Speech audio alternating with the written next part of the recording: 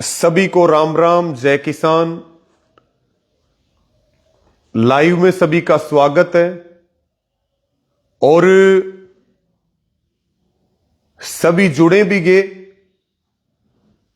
और इस लाइव को शेयर भी करें। और मैं बिना किसी देरी के सीधा जो महत्वपूर्ण बातें हैं, जो बातें आपके बीच में रखना जरूरी है, जो बातें सरकार, प्रशासन और आम जनता के बीच जाएं, उन महत्वपूर्ण बातों को लेकर के मैं आपके बीच में लाइव आया हूं। और सभी जुड़ते हुए इसको शेयर जरूर करें और बिना किसी देरी के मैं अपनी बात को आगे बढ़ाता हूं। मेरा सबसे पहले महत्वपूर्ण मुद्दा यही है कि लगभग 10 दिसंबर से जब पहली एफआईआर मेरी गाड़ी के खिलाफ हुई और उसके बाद आज लगभग जो है 7वां 8वां दिन है और पिछले 8 दिनों से यह पूरा घटनाक्रम चल रहा है। और मेरा यह भी मानना है और मेरा क्या सभी का यह मानना है कि क्या एक आम आदमी जब पुलिस में कोई कंप्लेंट देता है तो क्या उसके मामले में भी इतनी ही जल्दी एफआईआर होती है जितनी जल्दी 3 से 4 दिन में 2 एफआईआर मेरे खिलाफ दर्ज हुई और एक एफआईआर जो 12 दिसंबर को दर्ज हुई। ना तो इससे ज्यादा कोई मेरे ऊपर खराब आरोप हो सकते हैं जीवन में और ना कोई इससे बड़ी धाराएं हो सकती हैं। पक्का इलाज जिसको आप कह सकते हो, चरित्र की हत्या करके और लंबे समय तक जेल में इसलिए रखा जाए कि पूर्व मंत्री का बदला निकले या मैं सरकार से लड़ ना सकूं, सरकार से मांग ना कर सकूं, या मैं किसान गरीब मजदूर के लिए आवाज ना उठा सकूं। क्या इतनी ही जल्दी एफआईआर आम आदमी की भी होती है क्या? तो सबका यह सवाल है, क्या एफआईआर करने से पहले मिनिमम ग्राउंड की तसल्ली तो करनी चाहिए थी? इस बात का मुझे दर्द और तकलीफ इसलिए है कि जब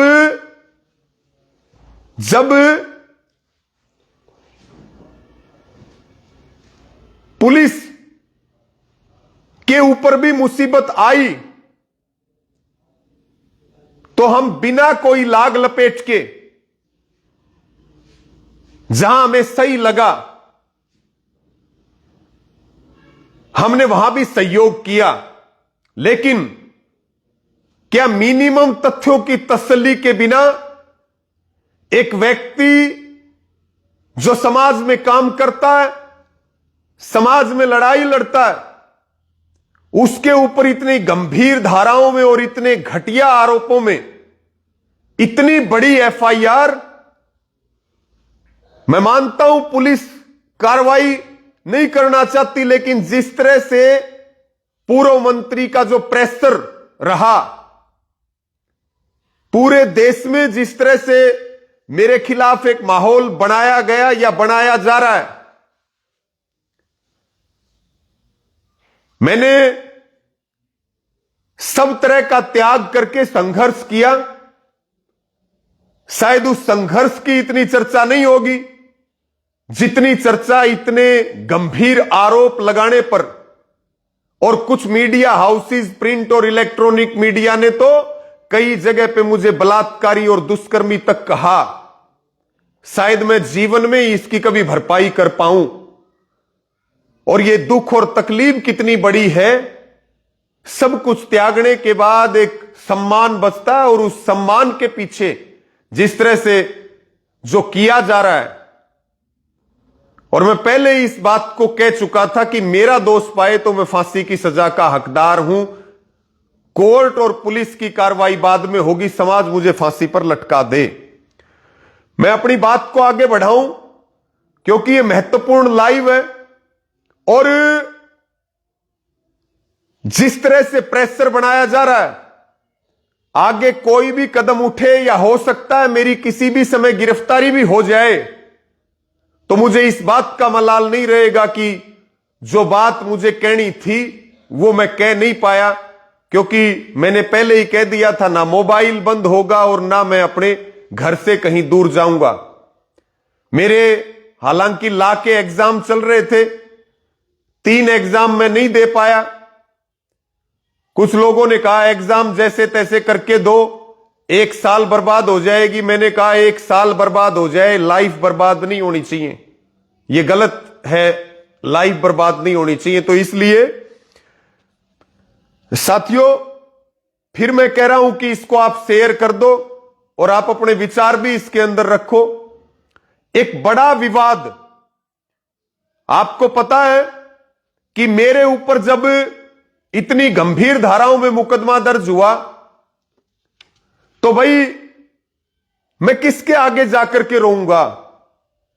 मैं जो सतगामा कन्नी है, जिसके अंतर्गत शिकायतकर्ता का गांव आता है, और मैं समाज के आगे ही तो अपनी पीड़ा बता सकता हूं। क्या मेरा 1000 किलोमीटर तक भी वास्ता नहीं और मुझे इतना बड़ा आरोपी बना दिया गया, तो क्या मैं रो भी नहीं सकता क्या समाज के आगे, या मैं पंचायत के बीच में अपना दुखड़ा, अपनी तकलीफ बताऊं, उसमें भी किसी को परेशानी है क्या।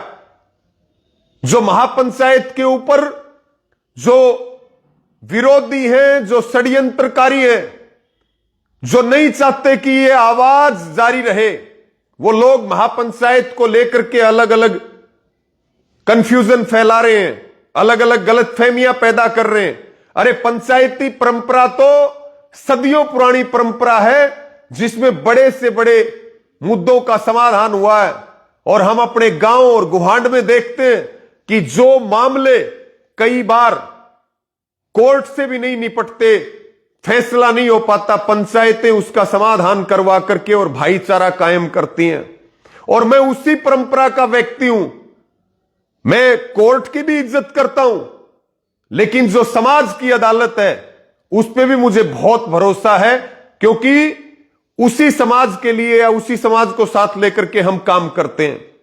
तो साथियों, महापंचायत को लेकर के एक तो यह कहना कि भाई एक तरफा फैसला दे दिया।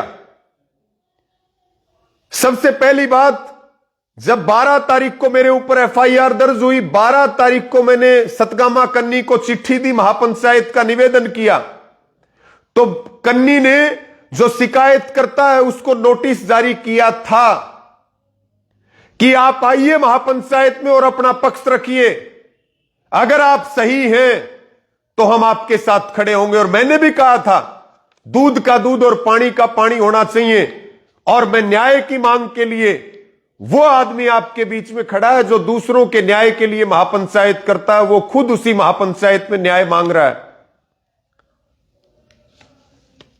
तो कन्नी ने शिकायतकर्ता को बुलाया, लेकिन शिकायतकर्ता नहीं आया, और बल्कि पुलिस में कंप्लेंट दे दी गई कि मुझे महापंचायत में क्यों बुलाया जा रहा है। और फिर पुलिस की सिक्योरिटी भी दी गई, और फिर दबीस और ये सारी चीजें मुख्य लोगों के बावजूद इसके सारे महापंचायत में आदमी कम पहुंचे, महापंचायत को लेकर के अफवाहें फैलाई गई। उसके बाद सब खापों के चौधरी, किसान संगठन, मजदूर, दलित, महिला, सामाजिक संगठन और एक आम आदमी, एक किसान, 36 बिरादरी और सब वर्गों और धर्मों के लोग आए। उससे मुझे यह ताकत जरूर मिली कि मेरा समाज मेरे साथ खड़ा है क्योंकि मैंने कोई अपराध नहीं किया। और जब मेरा समाज मेरे साथ खड़ा है तो भले ही ये तंत्र मुझे फांसी लटका दे, मुझे कोई फर्क नहीं पड़ता। इसलिए मैं कह रहा हूं कि जिस हिसाब से दबाव बना रहे हैं, हो सकता है किसी भी समय मेरी गिरफ्तारी हो जाए, लेकिन मुझे इस बात की कोई परवाह नहीं है क्योंकि अब मेरा समाज मेरे साथ है, मैं उसके बीच में पाक साफ खड़ा हूं। और फिर मैं अपने समाज को यह कह रहा हूं कि भविष्य में भी मेरी कोई गलती निकले इस पूरे मामले में, तो भी मैं ये कह रहा हूं मैं फांसी की सजा पाने का हकदार हूं। मैं अपने स्टैंड के ऊपर इसलिए कायम हूं और कायम रहूंगा क्योंकि मैंने कोई अपराध नहीं किया। मैं इस पूरे मामले के 1000 किलोमीटर भी नजदीक नहीं हूं। तो एक तो यह कहना कि महापंचायत एक तरफा थी, बुलाया था शिकायतकर्ता पक्ष को लेकिन वो आए नहीं। दूसरी बात, एक विषय और चल रहा है, एक तरफा फैसला। मैंने अपने तथ्य रखे, अनिल ड्राइवर ने अपनी बात रखी, सिधनवा के सुरेंद्र सिधनवा ने अपनी बात रखी, उन लड़कों ने अपनी बात रखी, कमेटी बनी, कमेटी ने तथ्य जांचे, सारी बातें की और उसके बाद निष्पक्षता से 36 बिरादरी की महापंचायत और कमेटी में सब बातों का पटाक्षेप हुआ। और मैं कोई फर्जी क्लीन चिट नहीं दी मुझे। आज भी कह रहा हूं, कोई मेरे ऊपर आरोप लगा रहा है, वो एक सबूत मुझे ला करके दे दे, मैं सारी जिंदगी उसकी गुलामी करने के लिए तैयार हूं और फांसी की सूली पे चढ़ने के लिए तैयार हूं। तो ये कोई एक तरफा फैसला नहीं है। पंचायती परंपरा पे सवाल उठाना, जहां सुप्रीम कोर्ट तक भी पंचायतों को सम्मान, उनके फैसलों को सम्मान दिया जाता है, वहां खाप पंचायतों को बदनाम करना, यह भी एक बड़ा षड्यंत्र है। तीसरी बात, बदतमीजी। एक महिला को साजिशन महापंचायत में भेजा जाता है, जिसको जिम्मेवारी दी जाती है कि रवि आजाद पे हमला करना है। जब वो रवि आजाद पर हमला करने में कामयाब नहीं हो पाती है तो बिना आव और ताव देखे ये जुई गांव की जो महिला है, ये एक निर्दोष सामाजिक व्यक्ति, राजनीतिक व्यक्ति के ऊपर जिस तरह से इसने हमला किया, कहां का लोकतंत्र है ये भाई? अगर वो हुक्का पी रहा था और उसकी कोई इंटेंशन नहीं, कोई आप टच भी होगे तो क्या आप किसी को थप्पड़ और लातों से मारोगे? क्या आप पंचायत के अध्यक्ष का सम्मान नहीं करते? क्या आपने अपनी बात उनको बताई या किसी और साथी को बताई? आपने ना आव देखा और ना ताव देखा, लाते और आपने जो है थप्पड़ मारने शुरू कर दिए। क्या इसकी इजाजत कौन से संस्कार देते हैं? इसलिए हमने कहा यह महिला 2 दिन तक हरियावास गांव के पूर्व सरपंच के घर पे थी और इसको साजिशन पूर्व मंत्री ने भेजा महापंचायत खराब करने के लिए। इसीलिए कमेटी के फैसले के अनुसार जो भाई सुरेंद्र किलका है, उन्होंने दरखास्त थाने में दी। एफआईआर हुई नहीं हुई उसकी मुझे जानकारी नहीं है। तो ये 2-3 बातें कि भाई महापंचायत क्यों बुलाई। अरे भाई, जब मेरे खिलाफ इतना बड़ा षड्यंत्र हो गया तो मैं महापंचायत का निवेदन भी नहीं कर सकता क्या? मैं वहां अपनी तकलीफ भी नहीं बता सकता क्या? मैं तो नहीं छुपा कहीं पे। शिकायतकर्ता पक्ष को लिखित में बुलाया गया था, उनको आना चाहिए था, बल्कि उन्होंने कन्नी की ही पुलिस को कंप्लेंट दे दी। ये बदतमीजी करना, ये पूरी तरह से षड्यंत्र था उस महिला का और ये कोई एक तरफा फैसला नहीं है। और फिर कह रहा हूं, जो एक तरफा फैसला कहते हैं वो जीवन भर भी मुझे इस घटना का, रवि आजाद की डायरेक्ट और इनडायरेक्ट इन्वॉल्वमेंट का अगर वो 1% भी सबूत ला दे, या उस बेटी और उसके जो पिता हैं वो एक बार मेरी आंख में आंख डाल करके ये कह दे कि मुझे जानते हैं, बल्कि एफआईआर के अंदर अलग कहानी, थाने में बाइट दी उसके अंदर अलग कहानी, और जो मीडिया को इंटरव्यू दिए जा रहे हैं वो अलग कहानी। एफआईआर में कहा गया रवि आजाद ने किडनैप करने के लिए भेजा, बाइट में कहा गया थाने में रवि आजाद खुद मौके पे मौजूद था। अब कह रहे हैं कि रवि आजाद था या नहीं था, गाड़ी थी या नहीं थी, हमें नहीं पता, इसकी निष्पक्ष जांच करो। यह अभी की का अपडेट है। हमने इस बात को पहले कहा था, मुझे कोई नोटिस मिलेगा हम पुलिस का सहयोग करेंगे, और जो संबंधित लोग थे उन्होंने भी इस बात को कहा कि कोई भी नोटिस मिलेगा तो हम जाएंगे। मेरे हिसाब में इस पूरे मामले में कोई छिपा हुआ नहीं है। फिर भी जिस तरीके से दबिश दे करके और एक माहौल बनाया जा रहा है जिसको उचित नहीं कहा जा सकता किसी भी तरीके से, कोई भाग थोड़ी रहा है। 21 लोगों की कन्नी की कमेटी बनी हुई है। आज हरियावास गांव में पंचायत हुई, 21 की कमेटी वहां बनी हुई है। दलित, किसान, मजदूर और खाप के नेताओं की कमेटी बनी हुई है और हम उनके हवाले हैं। यानी कि मेरा तो इस पूरे मामले से कोई संबंध है ही नहीं। ये बात महापंचायत में बिल्कुल स्पष्ट होगी। लेकिन यह बात भी महापंचायत में स्पष्ट हुई। एक आरोप बार बार यह लगाया जा रहा है कि भाई जो ये बाकी लड़के और बाकी लोग हैं, ये पूर्व मंत्री जेपी दलाल या सरकार समर्थित लोग ये कह रहे हैं कि रवि आजाद उनको बचा रहा है। मैंने कब बचा लिया भाई, एक बार बताओ। मैंने पंचायत में कहा, मैंने वो बताया जो इन्होंने मुझे बताया। ये लड़के मौजूद हैं यहां पे, ये सारे लोग मौजूद हैं, पुलिस मौजूद है, महापंचायत मौजूद है, इनके घर वाले मौजूद हैं।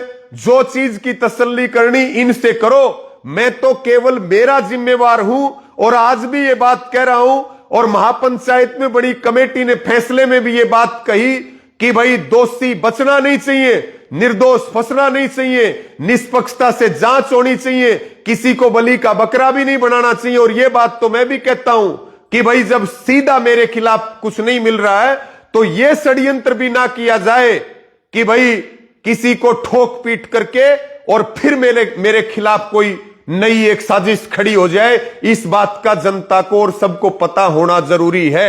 मैं सारे लोग, मैं मेरा जिम्मेवार, बाकी अपने जिम्मेवार, लेकिन जांच निष्पक्ष होनी चाहिए बिना किसी दबाव के। हम तो कह रहे हैं नार्को करवाओ, मेरा जेपी दलाल, उस बेटी के पिता और उस बेटी का सीबीआई को इंक्वायरी दो, हाई कोर्ट की जज की निगरानी में कार्रवाई दो, जांच करे सीबीआई।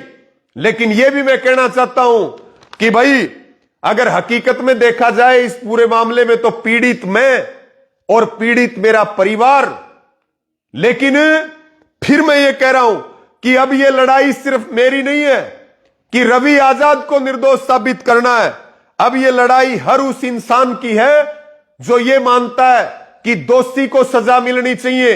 अगर मेरे ऊपर झूठी एफआईआर हुई है, झूठे ब्लेम लगाए गए हैं, तो जिन लोगों ने लगाए हैं क्या उनको सजा नहीं मिलनी चाहिए? जिस तरह से मेरे चरित्र को पूरे देश में उछाला गया है, ये इस बात के ऊपर भी जो है गहनता से विचार होना चाहिए कि मेरे को निर्दोष साबित करने का मामला नहीं, जिन लोगों ने झूठे आरोप लगाए हैं उन पे क्या कार्रवाई होगी। जिन्होंने रवि आजाद को बदनाम किया है, चाहे वो दबाव में किया, लालच में किया, जो किया वो तो वो जाने, भगवान जाने, करवाने वाले जाने।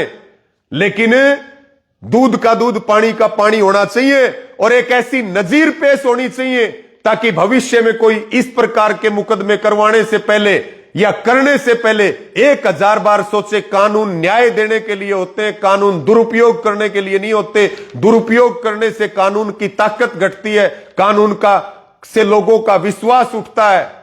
यह भी आपको विचार करना चाहिए।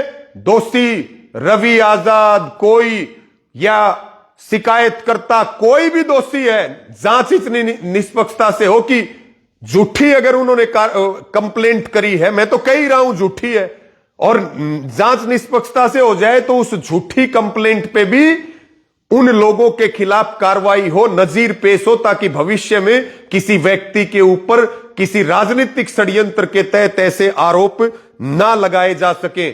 और मैं फिर कह रहा हूं ये बात, मैं टूट तो सकता हूं, मैं मर तो सकता हूं, लेकिन डंके की चोट पे कह रहा हूं यह आवाज दबेगी नहीं। मैं झुकूंगा नहीं किसी भी कीमत पे, ना कोई मुकदमे के डर से, ना किसी और चीज से, ना मैं चुप बैठूंगा और ना मैं झुकूंगा। मौत के बाद कुछ नहीं है। मैं तो फिर इस बात को कह रहा हूं, आज जिस तरह के हालात चल रहे हैं, जिस तरह के 11 साल में मेरे साथ जो बर्ताव चल रहा है, आज मैं इस बात को फिर कह रहा हूं कि किसी भी जगह और किसी भी समय मेरे साथ कोई अप्रिय घटना घटती है या मेरी हत्या होती है, क्योंकि वो अंतिम कोशिश है, तो उसके लिए भी पूर्व मंत्री जेपी दलाल ही जिम्मेवार होगा। और सरकार और प्रशासन और मुख्यमंत्री भी इस बात का संज्ञान ले, क्या ऐसा व्यक्ति आपकी बीजेपी पार्टी और सरकार में होना चाहिए।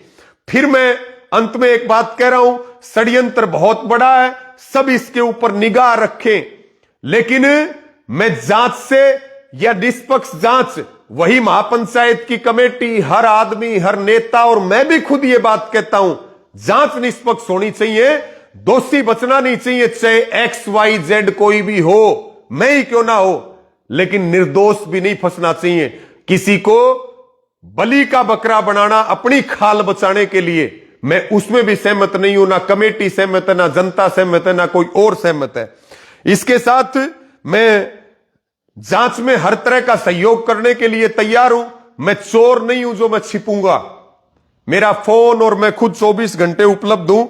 इसके साथ में एक अंतिम बात कह करके मैं सभी से अपील और प्रार्थना करता हूं, सभी से अपील और प्रार्थना करता हूं, एक अंतिम बात कह करके सभी साथी, क्योंकि मैंने पहले ही इस बात को कहा है कि भाई दबाव पता नहीं क्या करवा दे, पुलिस तो दबाव में है, यह नहीं पता कि कब इस दबाव में कुछ जो सो कॉल्ड दलित नेता जो जाति की राजनीति कर रहे हैं, मैं जाति की राजनीति नहीं करता, मैं कुछ सो कॉल्ड दलित नेता बिना तथ्यों की जांच करे और पूर्व मंत्री के इशारे पर जिस तरीके से मेरी गिरफ्तारी का दबाव बना रहे हैं, और मेरी गिरफ्तारी हो भी जाए कुछ नहीं पता, ना सरकार का कुछ भरोसा, ना इसमें हम कोई भरोसा कर सकते।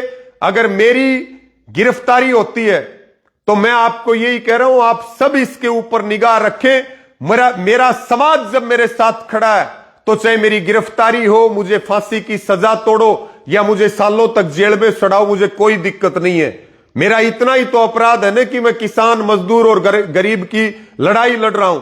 और फिर मैं समाज से अंत में एक अपील करता हूं कि जो भी, चाहे वो रवि आजाद हो, चाहे कोई भी वो साथी हो जो किसी भी तरीके से आपके हकों की आवाज उठा रहा है, जो आपके लिए लड़ाई लड़ रहा है, सरकार उसके खिलाफ षड्यंत्र करे या कोई नेता उसके खिलाफ षड्यंत्र करे या उसको फंसाने की कोशिश करे, तो आप उसका साथ देने का काम करें। समय खराब आ गया, लड़ने वाले लोग बहुत कम बचे हैं और वो षड्यंत्र के शिकार हो जाएंगे। कौन आपकी लड़ाई लड़ेगा, कौन बात करेगा, कौन आवाज उठाएगा, कौन, मुझे कोई जब मेरे समाज ने मेरे सिर पे हाथ रख दिया, 36 बिरादरी ने हाथ रख दिया, अब मुझे किसी प्रकार की कोई परेशानी नहीं है। मैं फिर सबको यही कह रहा हूं कि चाहे रवि आजाद और चाहे कोई और हो, जब भी कोई षड्यंत्र हो, आप हमें षड्यंत्र से बचाने का काम करें।